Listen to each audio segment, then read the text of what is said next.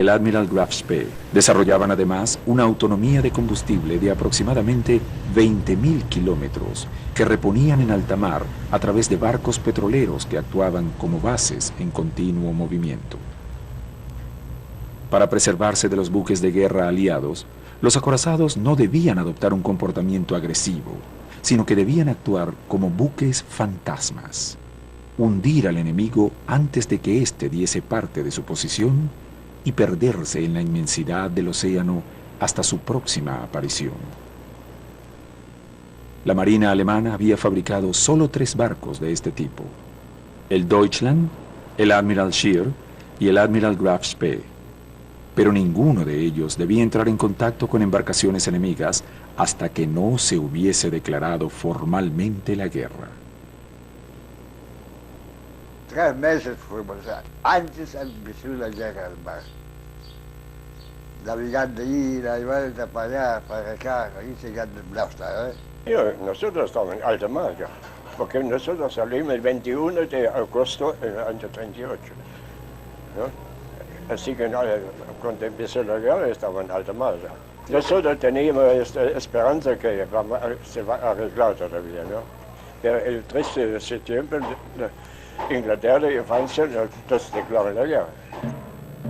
Al amanecer del 1 de septiembre de 1939, tropas alemanas cruzaron la frontera con Polonia, llevando adelante la invasión al país vecino. Debido a los acuerdos de mutua defensa, los británicos y los franceses comenzaron a elaborar diversos planes para evitar una nueva guerra mundial. Hitler realizó una oferta de paz con poca convicción, a la vez que ordenó a sus oficiales la preparación del ataque a los Países Bajos y Francia. 3 días más tarde, Gran Bretaña declaró la guerra al Tercer Reich. Pocas horas después, Francia siguió el mismo camino. Aunque el presidente de los Estados Unidos, Franklin Roosevelt, prometió mantenerse al margen de los sucesos, los norteamericanos terminarían interviniendo en la lucha contra los nazis.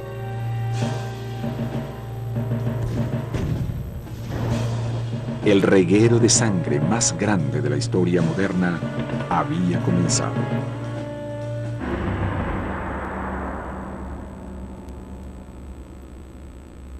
Durante los siguientes 6 años, la humanidad se sumergiría en las profundidades de la miseria y el horror. Montañas de cadáveres apilados en el frente de batalla. Milenarias ciudades europeas arrasadas por las bombas y el hambre. Más de 6 millones de judíos exterminados en los oscuros sótanos de las SS y en los campos de trabajo.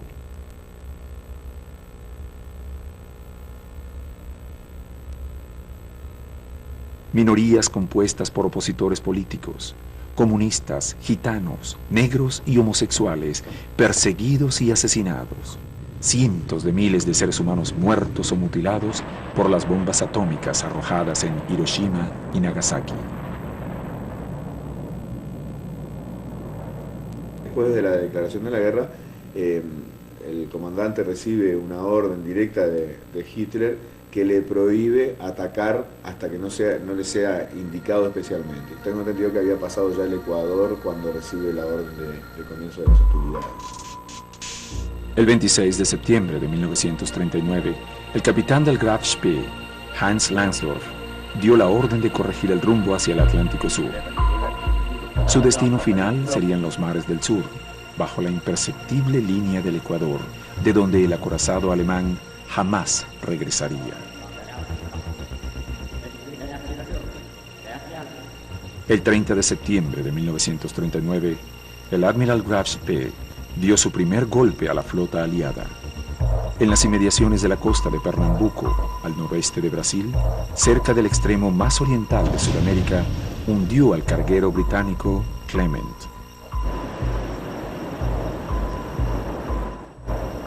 Inmediatamente, el acorazado nazi abandonó el área, realizando un curso elíptico a través del Atlántico Sur. El 7 de octubre de 1939, dio caza a 2 embarcaciones de bandera británica, el Newton Beach y el Ashley. 15 días más tarde, el Spee se había cobrado 2 nuevas víctimas, el Huntsman y el Trevanion. Tanto las tripulaciones como las cargas de los navíos mercantes atacados quedaban a bordo del Spee, que una y otra vez huía sin dar su posición. Nadie sospechaba que en el Océano Atlántico navegaba una embarcación fantasma, hasta que los aliados advirtieron que ningún barco mercantil llegaba a puerto. Advertidas, las fuerzas británicas denunciaron naves peligrosas en las costas sudamericanas, raiders desconocidos de los que tarde o temprano deberían deshacerse. Pero el capitán Langsdorff conocía perfectamente las técnicas que le permitirían al Spee mantenerse a salvo. La idea de Langsdorff, como de cualquier comandante, es confundir al enemigo, es decir, hacer o lograr que el enemigo piense que se trata de otro barco. Emulando las viejas técnicas utilizadas por los corsarios, el capitán Langsdorff protegía la seguridad de su barco. El Spee cambiaba constantemente de apariencia.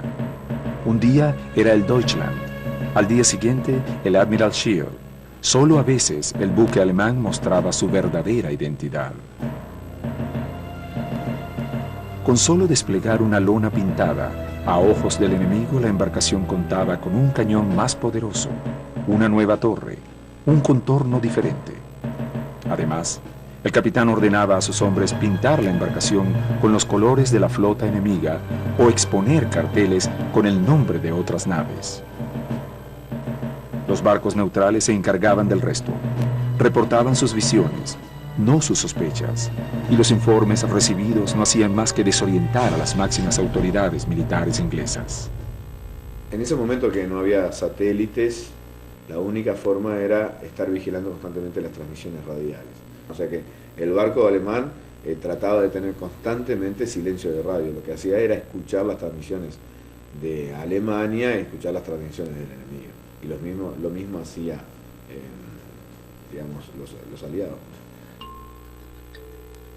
Disfrazándose, el Spee no solo podía navegar como un fantasma por la inmensidad de los mares, sino que además podía abordar a los mercantes sin darle siquiera oportunidad de escape. El enemigo advertía que el Spee era un barco alemán demasiado tarde, cuando ya no había opción de escape. Pero el accionar de este tipo de buques no admitía error.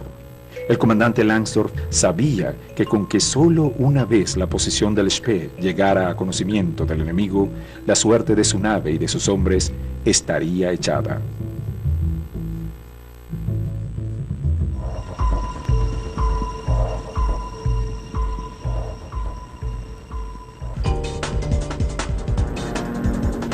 A comienzos de la Segunda Guerra Mundial, Londres soportaba terribles bombardeos y un bloqueo naval destinado a evitar la recepción de los insumos necesarios para afrontar la contienda bélica.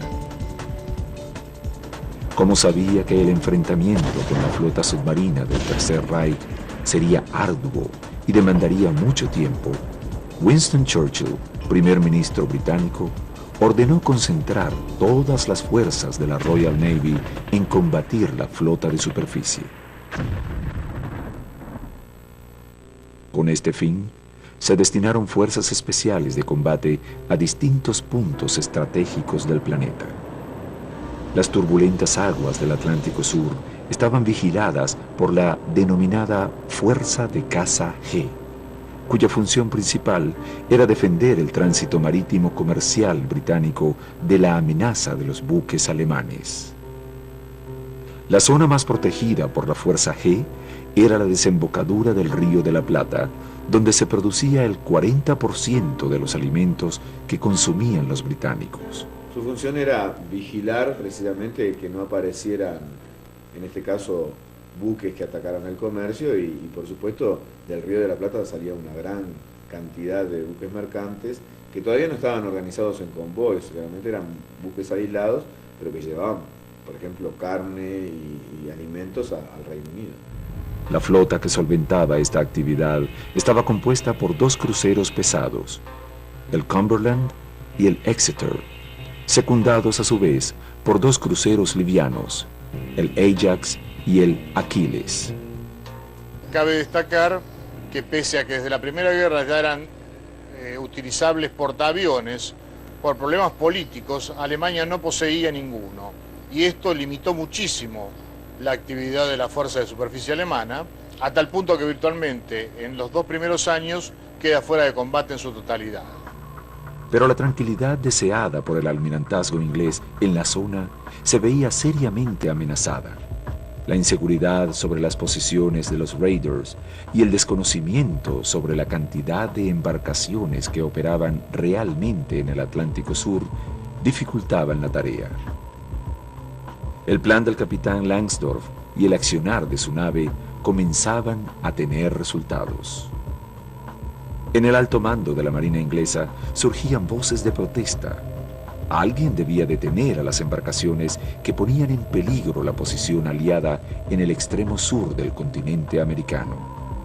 Ese hombre sería el capitán de la fuerza, Henry Harwood.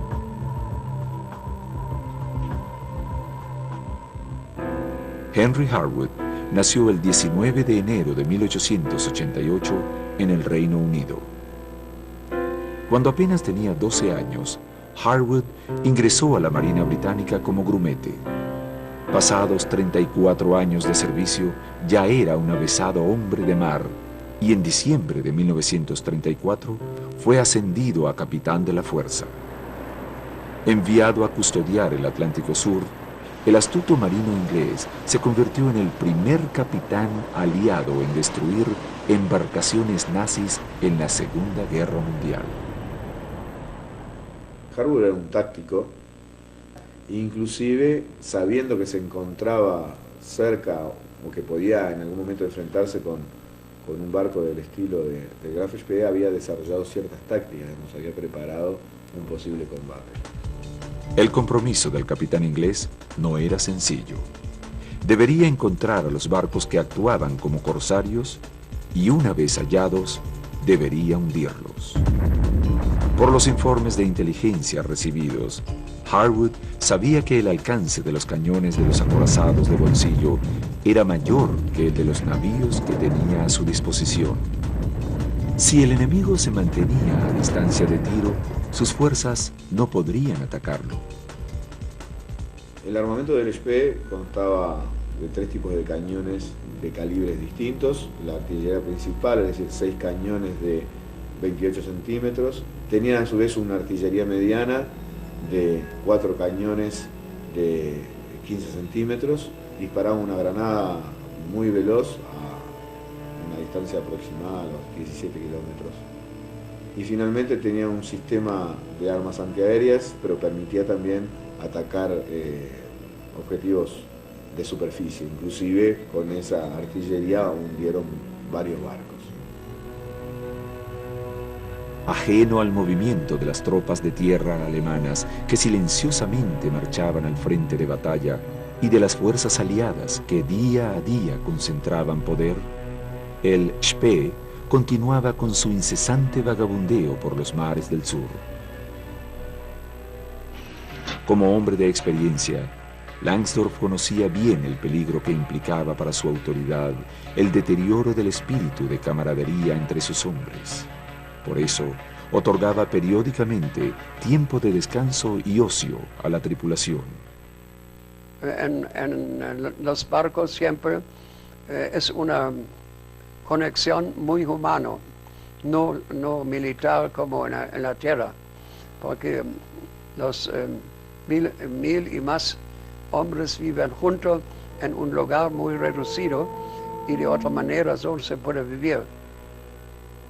Se avecinaba la hora de poner a prueba la fortaleza de su barco y de sus hombres.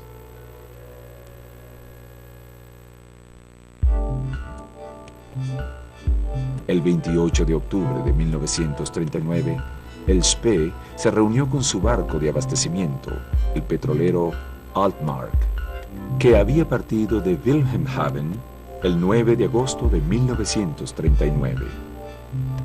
El acorazado transfería periódicamente a su base flotante los prisioneros capturados en los hundimientos realizados, mientras que el Altmark lo abastecía de víveres y municiones. Además, le suministraba el combustible que tanto le costaba al Reich obtener lejos de sus fronteras. Llevaba además repuestos de todo tipo, desde digamos, piezas, válvulas para la radio hasta munición, y estaba diseñado una zona para también guardar prisioneros, era un buque cárcel. Mientras sus hombres trabajaban en el acondicionamiento del barco, el capitán del Altmark advirtió a Langsdorff que el Spee era sistemáticamente perseguido por las fuerzas aliadas. El capitán se recluyó en su camarote a estudiar las hojas de navegación.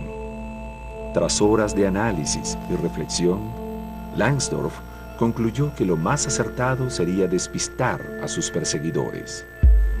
El enemigo había concentrado demasiadas fuerzas en el Atlántico Sur y era tiempo de inquietarlo en otras latitudes. El Spee tomaría rumbo sur-este, rodeando el Cabo de Buena Esperanza hasta alcanzar el Océano Índico. A los británicos les costaba posicionar al Graf Spee por la estrategia que seguía el capitán Langsdorff, es decir, atacaba en un lugar y luego salía inmediatamente hacia otro, muy lejos del lugar donde había atacado originariamente. El 15 de noviembre de 1939, frente a las costas de Mozambique, el Spee hundió al petrolero inglés Africa Shell. En el Índico hundimos un barco chico y el comandante fue a bordo y fue muy amigo con nuestro comandante, con Langsdorff. Él escribió también un libro, yo fui Prisoner of Graf Spee, y prácticamente los ingleses cerraron todo el tráfico para 3 meses en la ruta africana. Eso fue más importante que el hundimiento de ese barco. Como parte de su plan de distracción, el capitán Langsdorff permitió que los tripulantes de la nave atacada huyesen hacia la costa. Según su estrategia, los tripulantes prófugos informarían a las fuerzas aliadas la posición exacta del acorazado. La revelación de su ubicación bajo el nombre Admiral Scheer le permitiría confundir una vez más a las tropas enemigas. Después que une el Africa Shell, se organizan varios grupos de búsqueda donde también participan barcos y portaaviones franceses, como el Bern y el Strasbourg, que eran barcos mucho más poderosos, y también flotas o escuadras inglesas en distintas partes del Océano Atlántico. Esa misma noche, el capitán comunicó a la tripulación sus planes. Regresarían al Río de la Plata, donde, según datos de inteligencia, zarparía un importante convoy británico de carga. Luego, sí, volverían a la patria.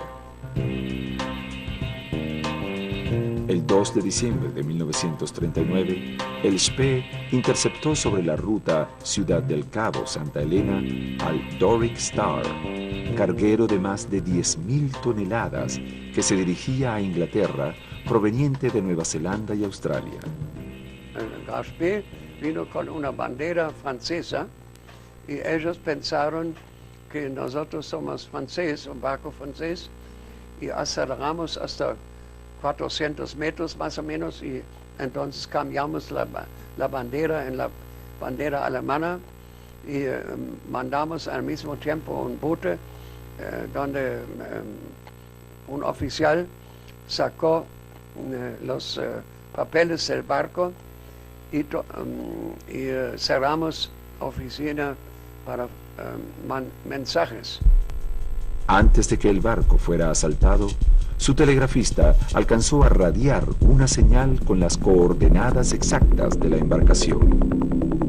Y cuando ellos dieron mensajes, entonces tiró el Graf Spee a pero lamentablemente con cañón chiquito y bajo fuego dieron su mensaje donde fueron hundidos.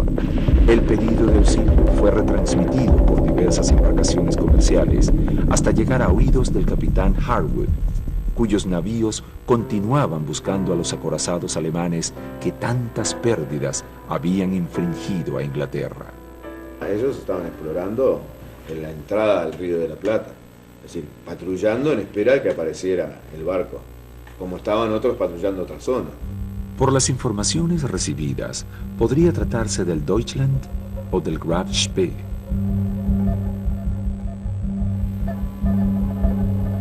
El 6 de diciembre de 1939, el Admiral Graf Spee se reunió con el Altmark para realizar las operaciones rutinarias de carga y descarga de combustible y prisioneros. Por la noche, un barco no identificado cruzó silenciosamente su camino. Pocos días más tarde, el 13 de diciembre de 1939, en la desembocadura del Río de la Plata, los vigías del Spee divisaron 2 antenas en el horizonte. Inmediatamente, la tripulación se preparó para un abordaje de rutina. Se trataba aparentemente de un gran buque comercial con bandera inglesa. A las 6 de la mañana tocaban los de alarma y cada uno a su puesto, ¿no? Cuando el Spee se acercó a la embarcación, Langsdorff comprendió que se trataba de una trampa. Lo que habían divisado en el horizonte no era un buque comercial, sino un buque de guerra de la Fuerza G. Detrás de él se encontraban alineados 2 cruceros enemigos. En realidad, vio después el comandante y el oficial de artillería que fueron 3 cruceros, pero no podíamos evitar la batalla. No pudimos escapar, porque el crucero es más rápido que nosotros. Esa identificación plena, tardía, ya obligó que el inicio del combate estaba funcionando en una distancia en que los ingleses estaban dentro del alcance de todos sus cañones. Estos, si bien tenían menos calibre, tenían mayor velocidad de disparo, lo cual el peso de la andanada inglesa era bastante mayor que la propia andanada del Spee, en cantidad de toneladas de explosivos volando, cruzándose en el aire. Al parecer, Henry Harwood había encontrado la manera de atrapar al Spee, aunque el misterio de cómo lo habría logrado aún hoy continúa siendo un enigma.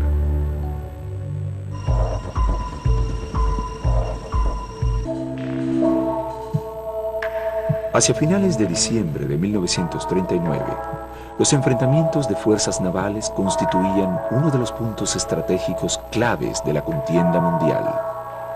Las pérdidas de la Royal Navy sumaban por entonces aproximadamente 748.000 toneladas, mientras que las bajas del Tercer Reich se encontraban cerca de las 300.000 toneladas de registro bruto. Durante 113 días, los esfuerzos del almirantazgo inglés por capturar al Spee habían sido infructuosos. Pero repentinamente, todo había cambiado. ¿Cómo había sucedido? ¿Cómo habrían llegado los ingleses al encuentro del Spee en la inmensidad del océano Atlántico? Hay una pobre inteligencia alemana y una excelente inteligencia inglesa.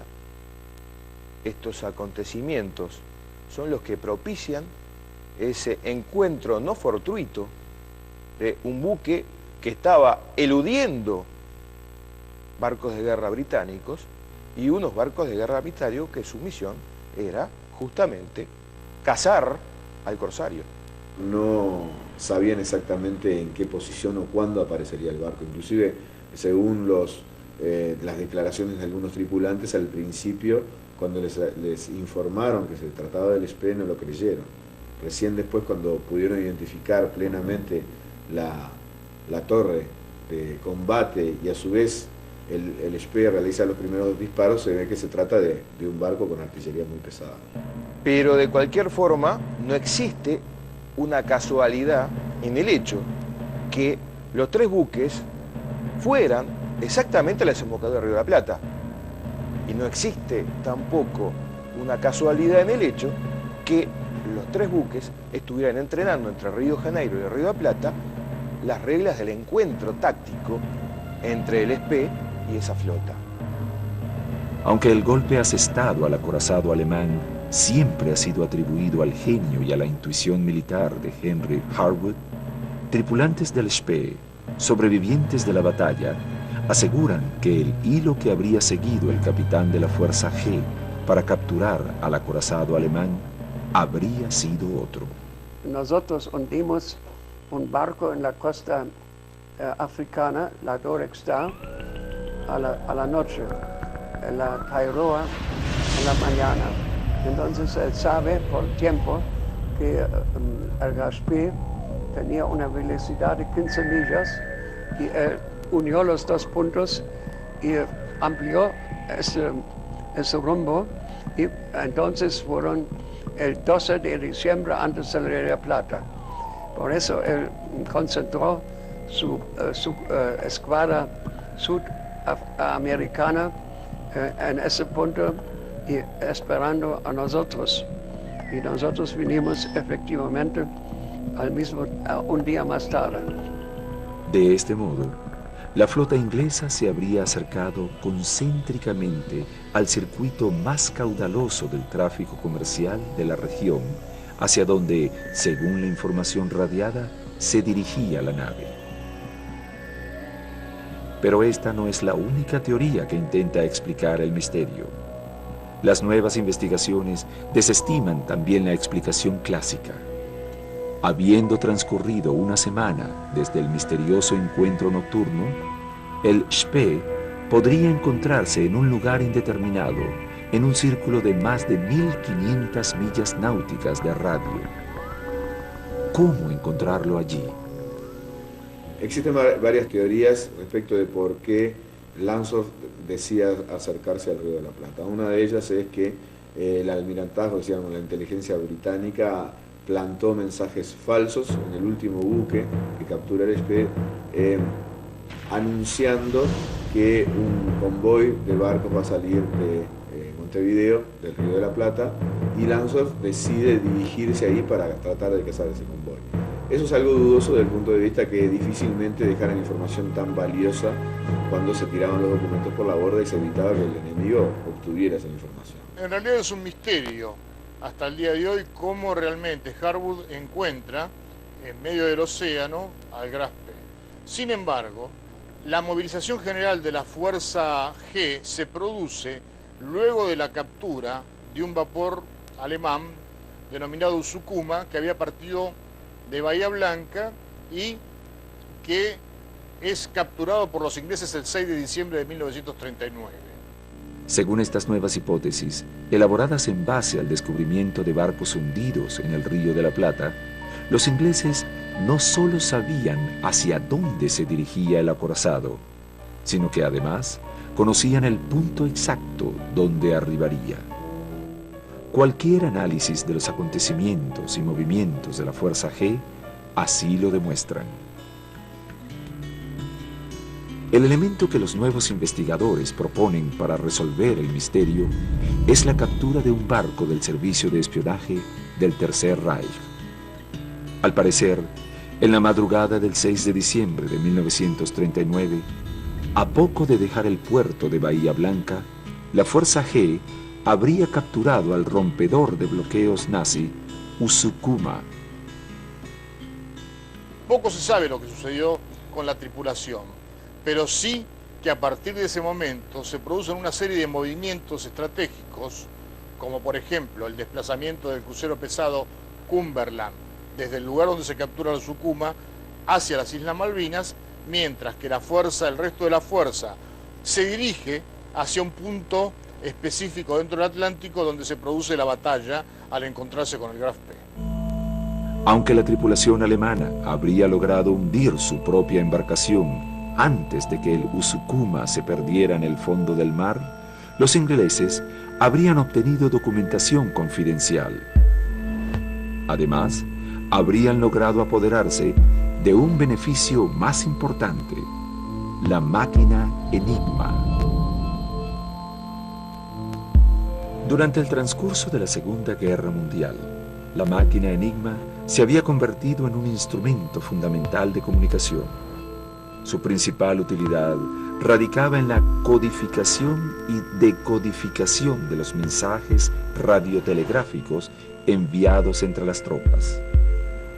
Con esta herramienta en su poder, las fuerzas inglesas contaban con un arma sumamente poderosa que torcería el rumbo de los acontecimientos. El 10 de diciembre de 1939, pesqueros marplatenses encuentran balsas a la deriva. En ellas, el único superviviente era un pequeño gatito. Luego del encuentro de estas balsas, la Marina Argentina recibe la información que los tripulantes habían sido capturados por los ingleses, que habían logrado hundir el barco, pero que, entre otras cosas, habían obtenido la posesión del Graspe y, sobre todo, la máquina Enigma. Una vez en poder de este sistema, los ingleses radiaron al capitán Langsdorff información falsa, diciendo que poseían combustible que se iban a encontrar en un punto determinado del océano. Y todo indica, por la posición en los planos de guerra y por la misma forma en que se presentó la batalla, que el Graspe acude a un lugar de encuentro donde, en lugar de encontrar a este barco de abastecimiento, que era el Usukuma, que a su vez trabajaba para la Abwehr, se encuentra con la flota británica. De este modo, las nuevas teorías afirman que con el radiotelegrafista del rompedor nazi detenido, Harwood habría logrado obtener las señales que indicaban que el acorazado Graf Spee debía encontrarse con el Usukuma y otras embarcaciones alemanas.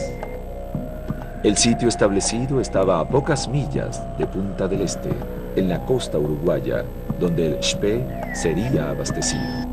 Y el hecho que por primera vez permite conocer esto es que los planos de la batalla hechos por los propios ingleses muestran que el rumbo que llevaba el Spee en el momento de ser interceptado, contrariamente a lo que todo el mundo piensa, que navegaba desde el Atlántico hacia la costa, por el contrario estaba navegando desde la costa, de donde provenía, hacia el Atlántico.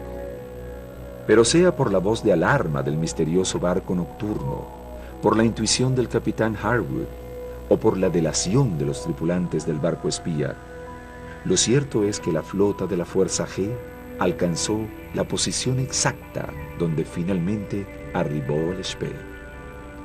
Como la flota inglesa precedió en horas a su rival, Harwood ordenó a sus embarcaciones practicar exhaustivamente las maniobras de pinza, única táctica posible para vencer al acorazado alemán. Luego, disfrazó los cruceros de su flota, emulando las características físicas de los buques cargueros.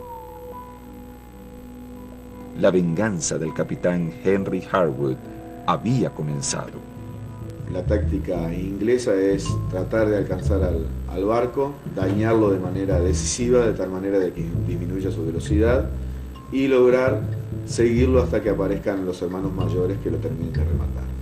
Eso considero que Langsdorff lo tenía claro y que en cierta forma no había escapatoria.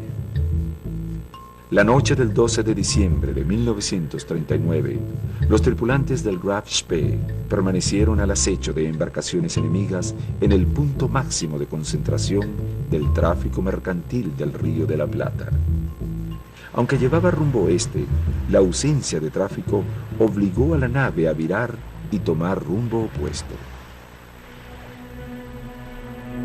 A las 5:56 horas del 13 de diciembre de 1939, un vigía de control del barco alemán informó la visión de 2 puntas de mástil en el horizonte. Un instante más tarde, el resplandor de la aurora interrumpió su visibilidad. El capitán Langsdorff ordenó mantener el rumbo, confiando en que se trataba de naves en tránsito comercial a quienes podrían dar caza. Y cuando vimos 2 mástiles a la mañana, llovía eso contra el sol, que fue levantándose. El comandante pensó que era el crucero Ajax, que sabíamos que fue protegiendo los barcos antes del Río Plata. Pero después aparecieron más. A las 6 horas, el Spee recuperó la visión de la embarcación. Pero no se trataba de una nave comercial como habían supuesto, sino de 3 unidades de guerra británicas: el crucero Exeter y 2 destructores que lo secundaban, el Ajax y el Achilles.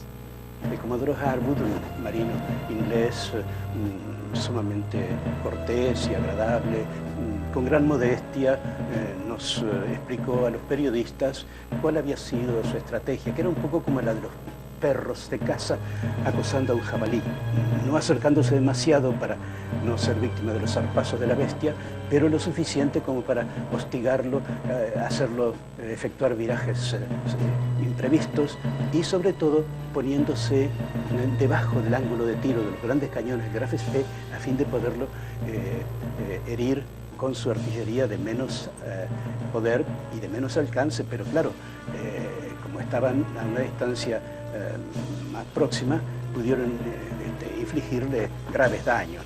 La regla teórica de encuentro del Spee con los cruceros era exactamente al revés. Combatir lo más lejos posible, utilizando la ventaja del alcance de su artillería principal y el radiotelémetro. Cuando Langsdorff tomó conciencia de la maniobra efectuada por el enemigo, ya era tarde. Se encontraba al alcance de los cañones de los barcos ingleses. El Admiral Graf Spee había perdido la única ventaja real que poseía: mantener distancia del enemigo. Tras largos meses de navegación en alta mar, el Graf Spee tendría que enfrentarse por primera vez a un terrible combate. Comenzaba la monumental batalla del Río de la Plata.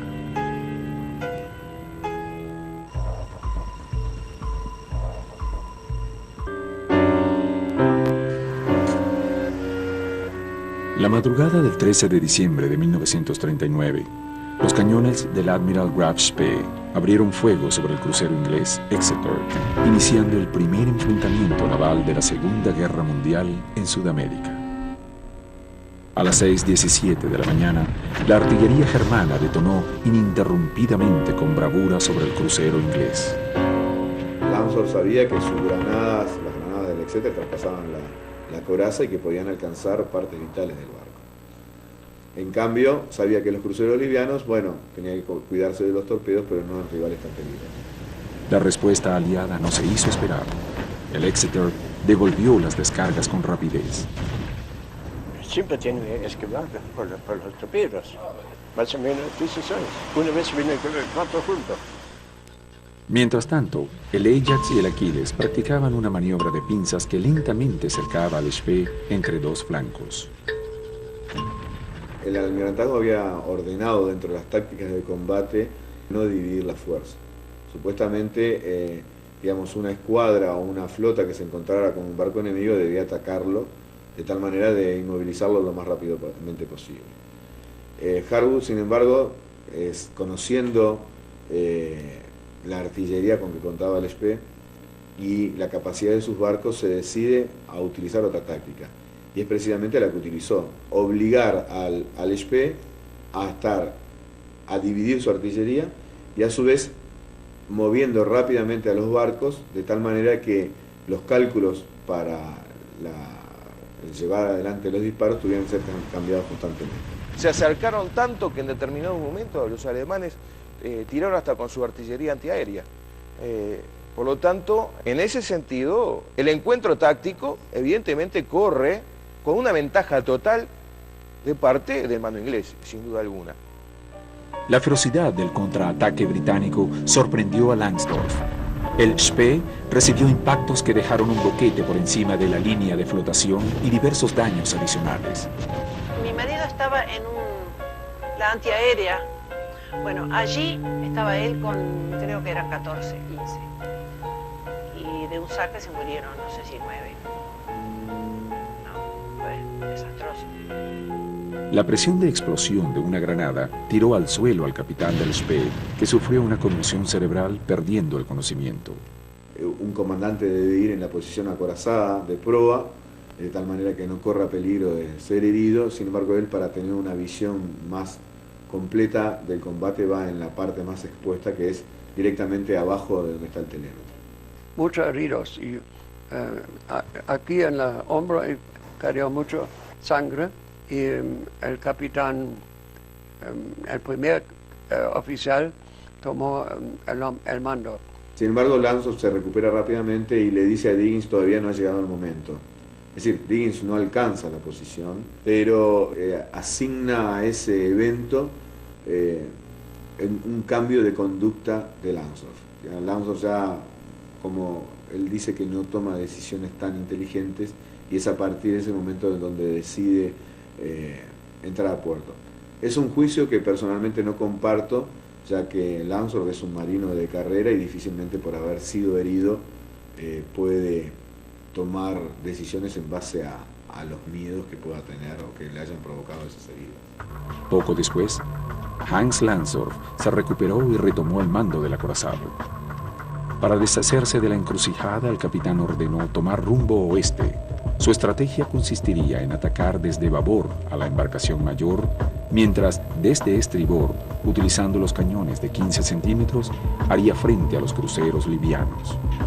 El encuentro fue planteado con un acercamiento violento a gran velocidad por los ingleses y un intento por abrir fuego y abrir distancia de los alemanes, pero siempre socavado por la mayor movilidad que tenían los buques ingleses.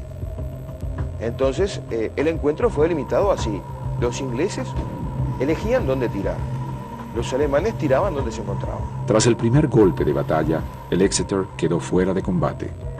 Las instalaciones de comunicaciones, el sistema de control de tiro y los cañones mayores habían sido destruidos. El crucero británico no tuvo más alternativa que abandonar el campo de batalla, perdiéndose entre la neblina y las cortinas de humo que lanzaba para cubrir su retirada y evitar ser hundido. El combate frente al Exeter fue una tormenta de fuego que se abatió sobre el Exeter. Quizás el buque se salvó por la razón de que todos los combates fueron acercándose y el duelo entre el Exeter fue realizado a corta distancia. Por lo tanto, no le permitía vuelo el proyectil, sino que eran vuelos prácticamente rasantes. Y pude escapar porque Río de la Plata no fue lejos, que pude ir al fondo del Río de la Plata y fue reparado, que pudo flotar nuevamente y alcanzó con poca velocidad las Malvinas.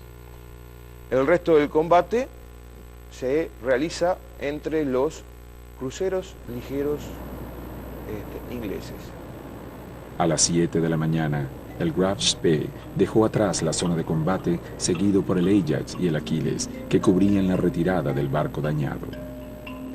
Por entonces, el campo de batalla estaba cubierto de humo y la visibilidad era escasa.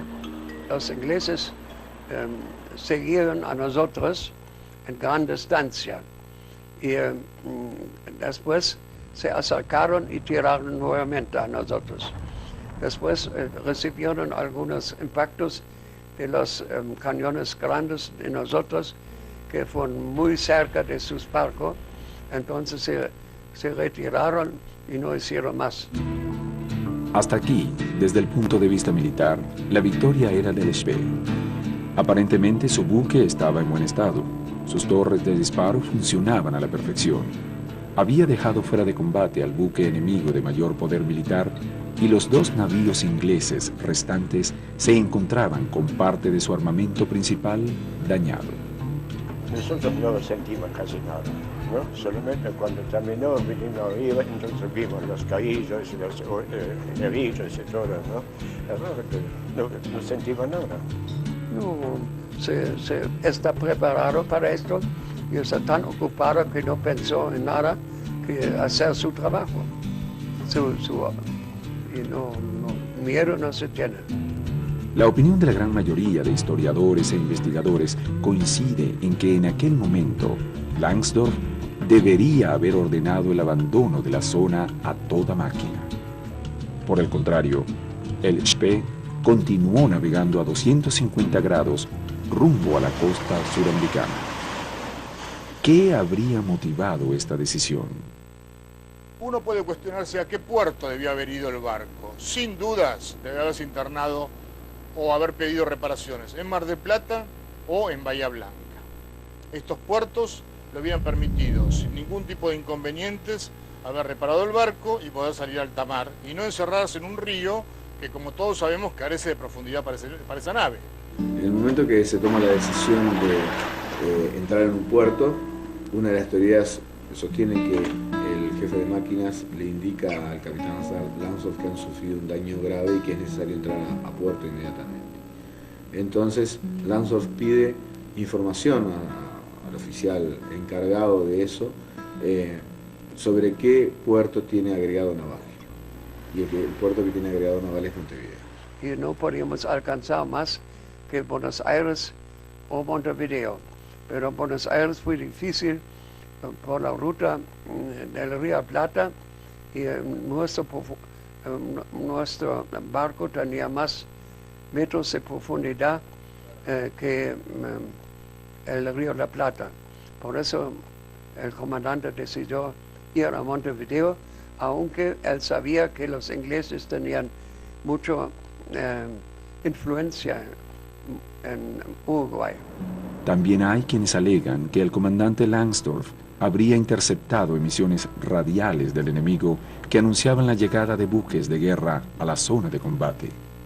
La decisión de ir a Montevideo fue decidida por nuestro comandante y los ingleses no tenían ninguna influencia. Otros afirman que el Spee tenía las instalaciones regeneradoras de combustible y de aceite lubricante dañadas. Los impactos de los cruceros livianos no hicieron nada, pero de la Exeter sí. Las granadas, las pocas granadas de Exeter hicieron daño y destruyó este aparato de limpieza de combustible para los diésel. El Spee recibía combustible de Danmark en un estado en que no podía ser directamente inyectado a los motores. Debía ser purificado mediante un barrido con vapor que era generado por esta caldera. Y no se podía reparar ese daño en el mar, digamos, tenía que ser reparado en puerto. Estaba embarcando agua, por prueba, adentro de la propia estructura. Entonces, es una reparación que tenía que hacer por lo menos en puerto, porque es una zona que está abatida constantemente por el agua. O sea, es donde él metía la proa. O sea, que ¿cómo iba a soldar a alguien con un andamio cuando estaban en la mitad del Atlántico, cabeceando y metiendo la proa en el agua y incrustando la proa incluso con características de mar y tiempo mediano? Y después recibió daños en el telémetro de 10,5 de la cofa de combate, que era el telémetro principal, que tampoco podían ser reparados. Otros asignan esa actitud a una decisión de Langsdorff de atender a sus heridos y enterrar a los muertos. Consideró en ese caso también la presencia de la tripulación, integrada por la mayoría por gente muy joven, y que bueno, no tenía sentido sacrificar, según las mejores tradiciones de la Marina alemana, a una cantidad de gente que no iban a lograr ningún éxito, no podían dañar los barcos, no podían hundir ningún barco más. Pero los defensores de las nuevas teorías desestiman estas ideas, argumentando que los motores del Spee no habían sido dañados y que por el contrario, siguiendo los planos de la batalla y los testimonios de los testigos que cronometraron su marcha, el acorazado alcanzó una velocidad superior a los 24 nudos. No quedan dudas que hay una anomalía en las explicaciones históricas dadas hasta ahora sobre la batalla del Río de la Plata en cuanto a que el barco no tenía municiones o que tenía averías en sus máquinas. Esto ha quedado demostrado perfectamente por documentación que hoy obra a disposición de todo el mundo, de que la nave poseía municiones suficientes, ya que de hecho, 12 horas después de la batalla, seguía utilizando sus cañones mayores de 280 milímetros para mantener a distancia a la fuerza británica que, aunque de alguna manera seriamente averiada, aún lo perseguía. Otra anomalía desde el punto de vista histórico representa, por supuesto, el hecho de haberse internado en Montevideo. Bajo ninguna circunstancia es admisible que luego de ganar la batalla desde el punto de vista bélico, deba el barco dirigirse hacia un puerto enemigo, o por lo menos no afín ideológicamente. Según estas investigaciones, el Spee tenía municiones suficientes, motores intactos y cañones aptos para la batalla. ¿Qué había sucedido entonces a bordo del acorazado?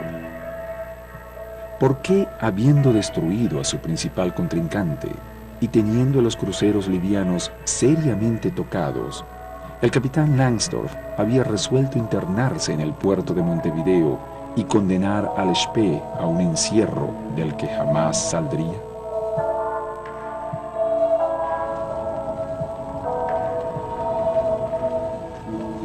Del puerto y de las rutas para llegar ahí y fondear en plena noche.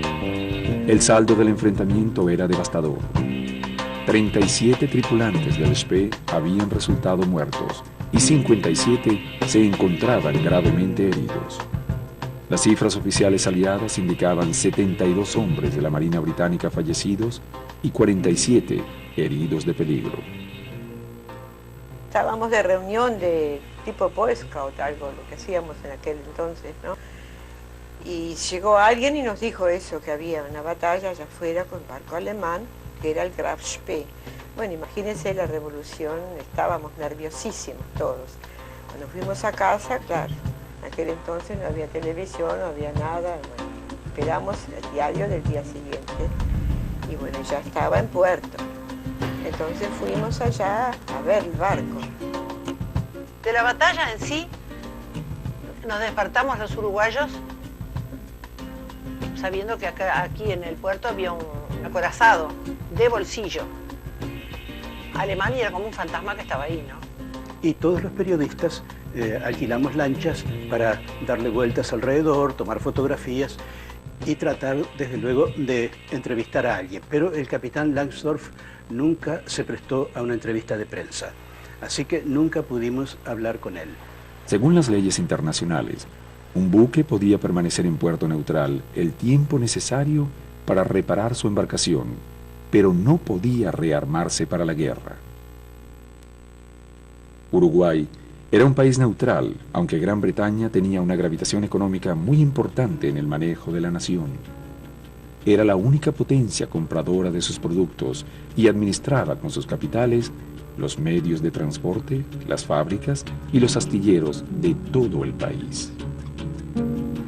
En esos momentos no teníamos así una conciencia muy clara de estar viviendo un momento histórico, pero sí había temores no expresados, pero seguramente muy presentes en el subconsciente, de los peligros que podíamos correr por nuestra posición tan firme, ¿no?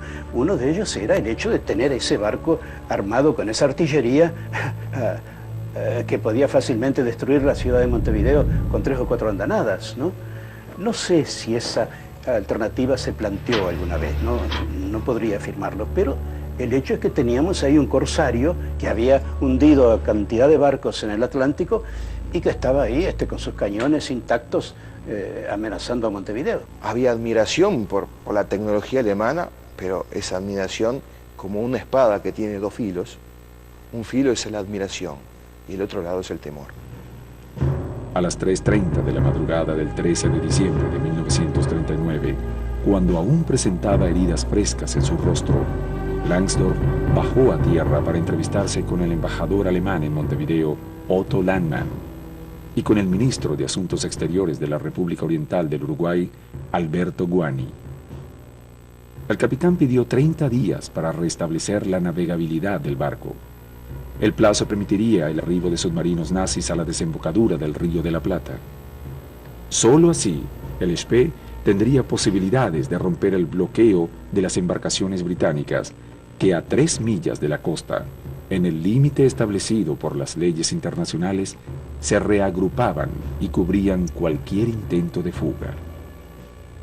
El gobierno uruguayo formó una comisión investigadora que inspeccionaría el estado mecánico del Graf Spee. Las averías se podían ver. A proa tenían un rumbo muy grande sobre la línea de flotación. Ya no se veía el avión porque lo habían arrojado al mar. y disparos de artillería menor. Los representantes aliados, encabezados por el embajador inglés en Montevideo, Mr. Millington Drake, presionaron a la comisión, asegurando que la nave del Tercer Reich estaba en condiciones de abandonar el puerto.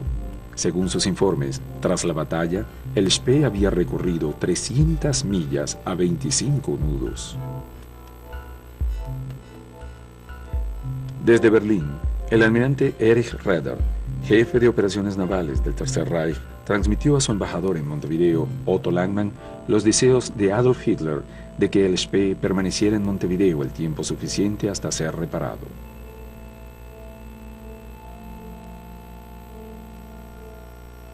Mientras negociaba la suerte de su barco y los mecánicos iniciaban las reparaciones, Langsdorff ordenó la liberación de los 61 oficiales mercantes cautivos en el Spee.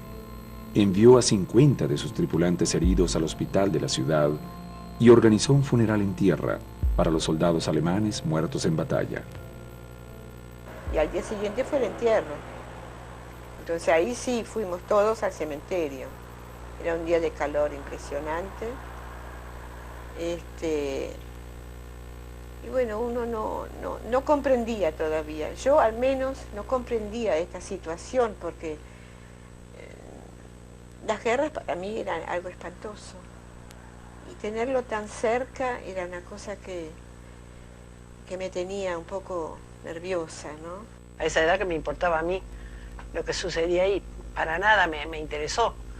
Al contrario, yo no era muy aficionada, porque cuando había algún problemita mi padre me decía, mirá que nos vamos para Alemania. Entonces yo no quería saber de nada ni de los alemanes. Bueno, y pasaba un día, pasaron 2, y de la embajada avisaron que los que tenían tiempo podían ir al hospital para visitar a los heridos, porque hacía 4 meses que no veían a muchachas que fuéramos todas bastante jóvenes para allá. Me movió un poco la compasión de que estuvieran después de una batalla, perdieron su barco. Entonces me dio lástima y yo dije, tengo que ir. ¿Y quién entra primero? Tú, la menor, la mayor, ninguna de ellas. Y a mí me dieron un empujón y se abrió la puerta. Y estaba yo ahí adentro. Claro, 40 pares de ojos mirando. Y yo me metí en el primer pasillo. Y ahí estaba él. Pero mal, estaba mal. Y allí empezamos a conversar. De pronto se tocó la campanilla, se terminó la visita, mis padres venían caminando y digo, me voy porque viene mi padre. ¿Usted va a volver? Por eso también yo volví a ir al hospital, ¿vio? Porque yo veía todo un drama ahí. Bueno, hoy sé que no es solamente eso, que estaba el destino armando ahí una cosa. Terminada la ceremonia, los alemanes fueron informados de la resolución de las autoridades nacionales. Finalmente, bajo una enorme presión internacional, los miembros de la comisión investigadora habían decidido que el pedido del gobierno nazi era injustificado. De ningún modo se le concedería al barco alemán una estadía mayor a las 72 horas.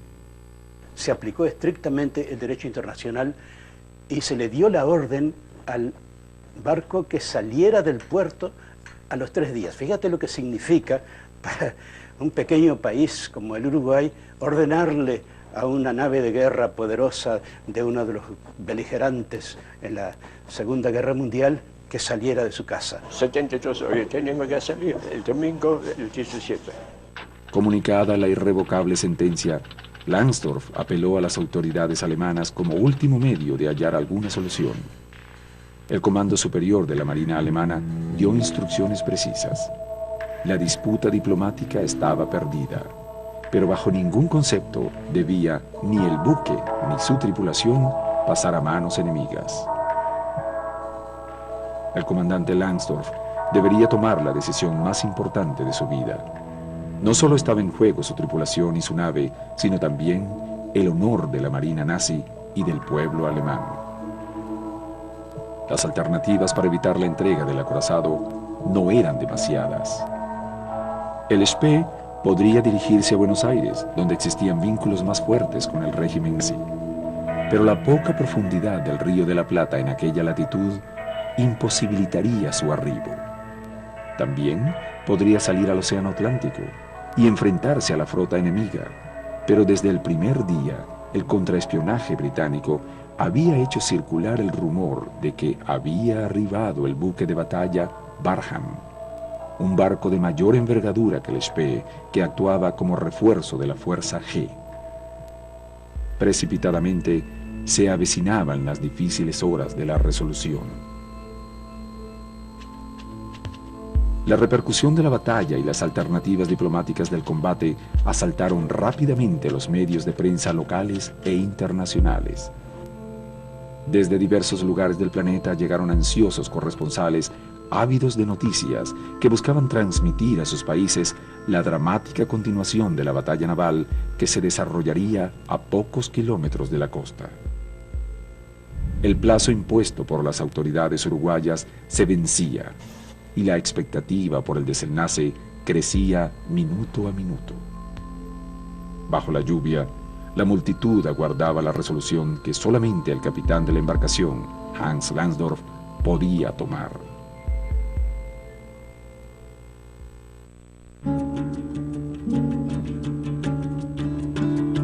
La mañana del 17 de diciembre de 1939, Henry Harwood, a bordo del Ajax, fue informado de un intenso movimiento en el puerto.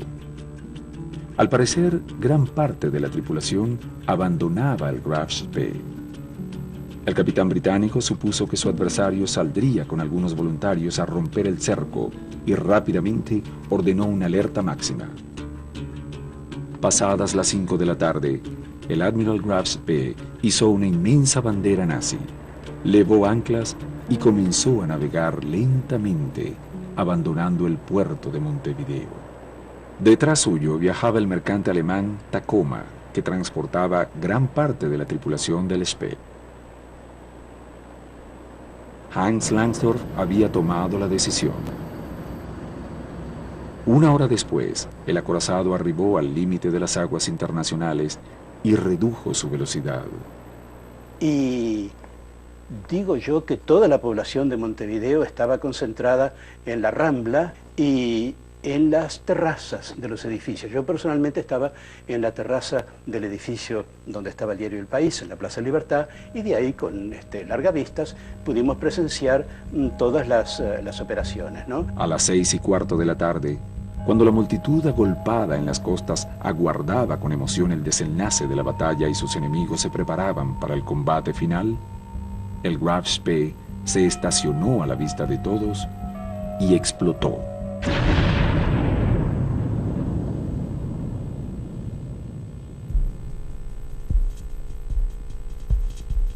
Para sintetizar, podríamos expresar simplemente en 3 palabras: sorpresa,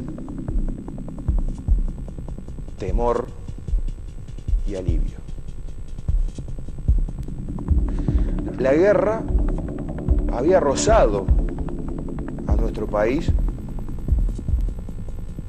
la guerra había pasado por el país y la guerra, por suerte, estaba lejos del país todavía. La incrédula mirada del mundo comenzaba a tejer uno de los misterios mejor guardados de la Segunda Guerra Mundial: el hundimiento del acorazado alemán en las aguas del Río de la Plata.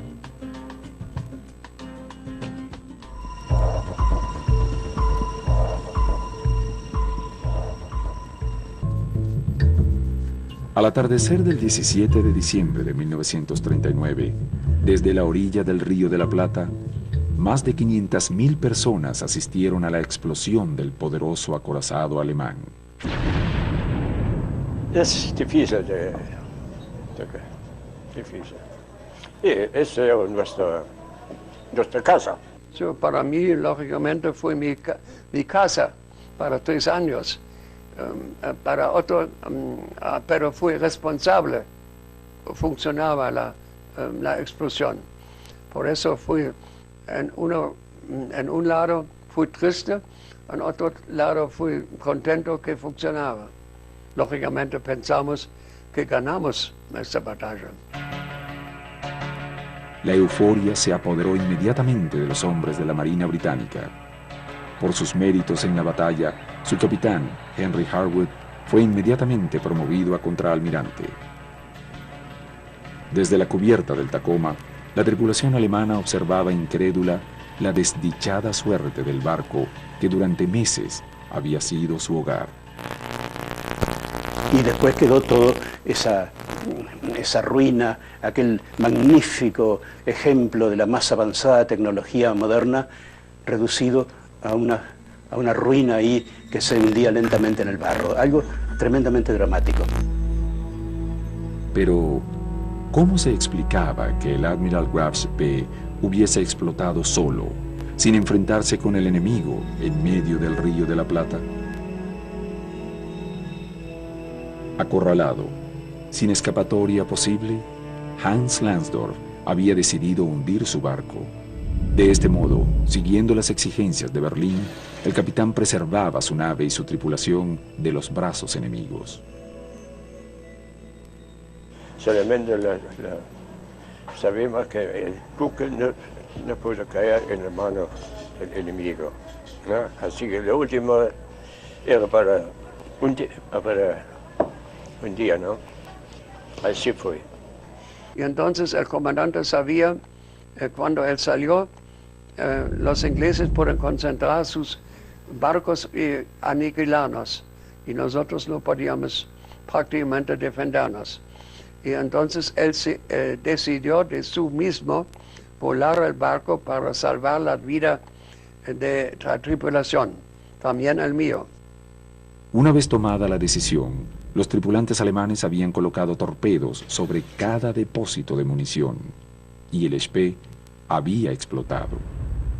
Él dijo a los otros oficiales, y yo recibió el orden del capitán de artillería de destruir todos los equipos muy valorosos, y entonces fui al capitán nuevamente y pregunté que es verdad.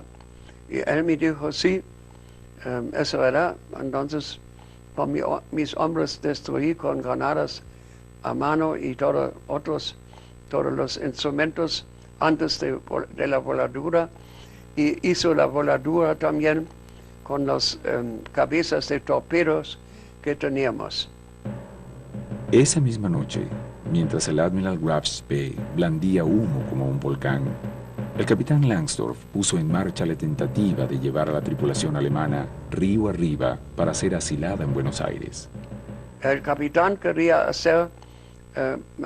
quedar a bordo y quería volar el barco, pero nuestro capitán de artillería, Usher, podía que él cambie su decisión, porque él tenía la tarea de llevar la tripulación a la Argentina, porque el capitán Usher con razón tenía miedo que los uruguayos entregaran a nosotros, a los ingleses.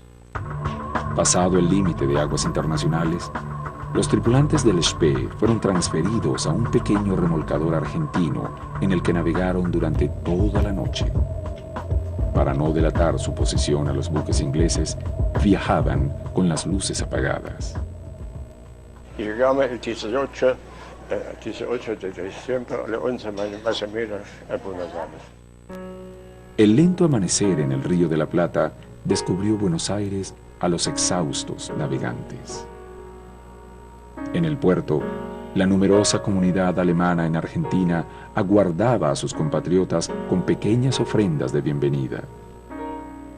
Recibidos por sus compatriotas, los tripulantes fueron trasladados al hotel de inmigrantes. La gran mayoría de los oficiales fueron ubicados en el Hospital de la Inmigración. La prensa internacional presionó al comandante alemán para obtener respuesta a las interrogantes que la opinión pública planteaba. ¿Por qué había hundido el barco cuando prácticamente había ganado la batalla? Aunque desde aquellos días infinidad de teorías se plantearon sobre el accionar del capitán Hans Langsdorff, las nuevas informaciones obtenidas mediante el análisis de fotos y testimonios proyectan una luz sobre el misterio. La hipótesis más fuerte asegura que el Spee se encontraba aparentemente en perfectas condiciones porque en realidad tenía un problema que no era visible. Carecía de combustible. Se ve que la línea de flotación demuestra que el acorazado había perdido su propio peso. ¿Qué era lo que había pasado? No tenía mucho combustible. Y era tan poca la reserva que tenía la embarcación que ni siquiera habría intentado perseguir a los barcos averiados, ya que corría el riesgo de quedar varado en medio del mar. Y este era el verdadero elemento que tampoco podía darse a conocer al mundo, de que Alemania tenía sus naves sin combustible, como lo estaba pregonando realmente la Marina Británica a través de informes en los diarios. La dotación de combustible del Spee era la adecuada. Había tenido contacto con el Altmark hacía poco tiempo, o sea que no tenía déficit de combustible. Se produce el déficit de combustible cuando es dañada la caldera auxiliar, que permite producir el combustible para el consumo de un día. En el momento en que es dañada la caldera, el buque tiene combustible para 16 horas a velocidad de combate. Enterado del hundimiento del Usukuma, único proveedor de combustible posible, la única alternativa viable había sido la llegada a Montevideo. Pero en Uruguay, conseguir el combustible necesario le había sido imposible. Los errores de Langsdorff no habrían sido militares ni estratégicos, sino que la falla habría estado en el sistema precario oficial de abastecimiento alemán que habría dejado sin combustible al Spee. Pero haber reconocido esto habría significado reconocer que el Tercer Reich tenía pies de barro, que no tenían bases ni combustibles para la guerra. La derrota de Hitler sería entonces cuestión de tiempo. Langsdorff jamás podría explicar su decisión final.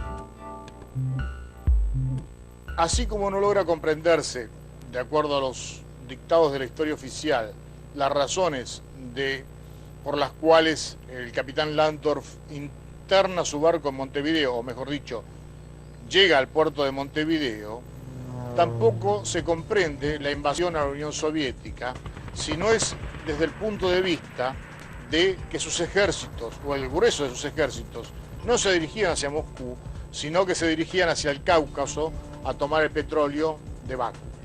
El petróleo logrado de Bakú tenía la posibilidad de llegar por vía terrestre hacia el corazón de Alemania, o mejor dicho, el corazón industrial de Alemania, donde podía ser procesado. El 19 de diciembre de 1939, el capitán dio un discurso a su tripulación. Expresó gratitud a Buenos Aires por su acogida. Habló de la difamación de la prensa internacional y aseguró que defendería siempre el sentido del honor alemán. Esa misma noche, pidió un arma a un funcionario de la embajada alemana en Argentina y se recluyó en su habitación. Hans Langsdorff amaneció vestido de uniforme, envuelto en una bandera nazi manchada de sangre. Fue muy triste toda la tripulación, cuando el próximo mañana se me dijeron que él está muerto. Yo dije, no, es una noticia falsa de los periodistas, pero efectivamente fue así. Sì, quindi tanto, no? Io come padre parlo da sola, no? Pocos días antes, tras la explosión del barco, el capitán nazi había sentenciado su suerte. Para un capitán con sentido del honor, su propio destino no puede ser diferente al de su nave. Y esa, sin duda alguna, fue la razón de su autoeliminación. Envuelto en la Marina de Guerra, pero de la Alemania de la Primera Guerra. No se envolvió en la bandera nazi. Los restos del capitán Hans Lansdorff fueron despedidos en medio de una multitud que se agolpó en las calles de la ciudad para saludar a un hombre que había perdido su vida por salvar a sus hombres. Entre los asistentes al entierro se encontraba, además de la tripulación, el recientemente liberado capitán de la embarcación comercial Ashley, una de las tantas víctimas del Spee. Después de que surgieran a luz, luego de la guerra, los relatos de los prisioneros británicos, el comandante Lansdorff cumplió absolutamente con todas las reglas de los tratados de Ginebra de aquel momento. Fue un caballero con sus prisioneros británicos y indudablemente una gran persona. Tras el suicidio del capitán, muchos sobrevivientes del Spee fueron asilados en distintos hoteles del país. Otros fueron transportados secretamente a Alemania, donde continuaron peleando una de las guerras más sangrientas de toda la historia. El presidente en aquel tiempo dijo que la tripulación debe ser internada. Entonces la tripulación quedó aquí, pero los oficiales, prácticamente algunos como yo, escaparon en abril 40 y los otros en el mismo año de Brasil, del Río de la Plata, con un avión a Roma.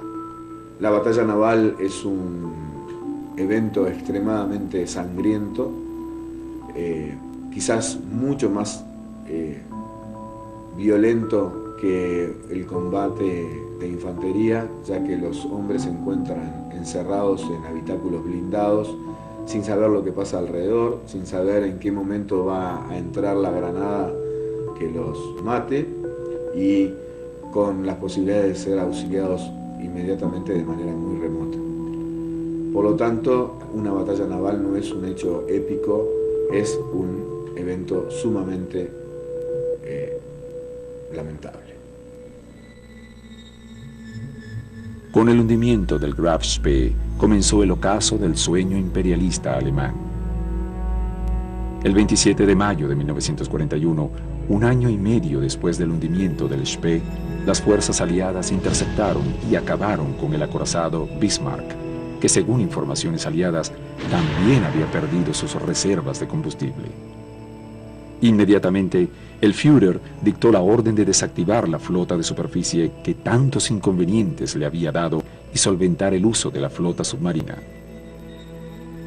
La estrategia militar planeada por Winston Churchill de centralizar sus ataques a las fuerzas de superficie nazi había tenido resultados decisivos para los intereses aliados. El sistema de abastecimiento alemán se encontraba seriamente deteriorado. El 22 de junio de 1941 comenzó la invasión alemana a la Unión Soviética. La operación tenía como principal objetivo la búsqueda de petróleo caucásico, único modo de sostener en funcionamiento la maquinaria de guerra que el Führer había creado. Pero la resistencia soviética, sostenida en los acuerdos con los británicos y los norteamericanos, determinó el principio del fin del Tercer Reich y de la Guerra Mundial.